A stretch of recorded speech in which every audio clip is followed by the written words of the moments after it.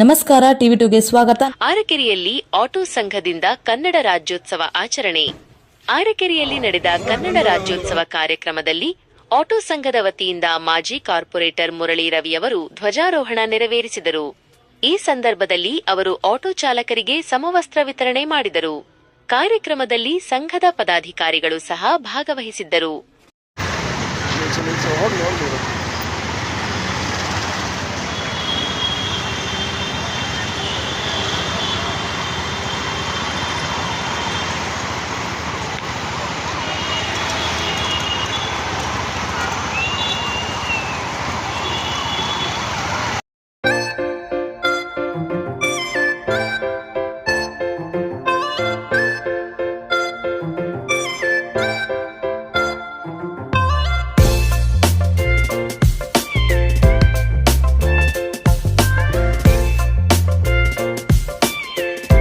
ಈ ವರ್ಷ ಅರಕೆರೆ ಜೈ ಭೀಮ್ ಯುವಕರ ಸಂಘದಿಂದ ಕನ್ನಡ ರಾಜ್ಯೋತ್ಸವ ಹಾಗೂ ಅಂಬೇಡ್ಕರ್ ಜಯಂತಿಯನ್ನು ಅದ್ದೂರಿಯಾಗಿ ಆಚರಿಸುತ್ತೇವೆ.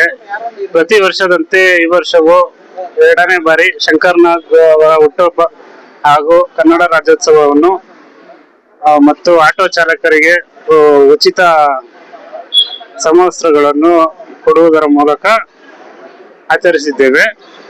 ಹಾಗೂ ಮುಂದಿನ ದಿನಗಳಲ್ಲಿ ಇದೇ ರೀತಿ ಹೆಚ್ಚಿನ ಕಾರ್ಯಗಳನ್ನು ಮಾಡಲು ಪ್ರಯತ್ನಿಸುತ್ತೇವೆ. ಕಾರ್ಯಕ್ರಮದಲ್ಲಿ ಭಾಗವಹಿಸಿದಂತಹ ಸ್ಥಳೀಯ ಮುಖಂಡರು ಹಾಗೂ ನಮ್ಮ ಸ್ನೇಹಿತರಾದ ಆಟೋ ಚಾಲಕರು ಎಲ್ಲರಿಗೂ ಧನ್ಯವಾದಗಳು.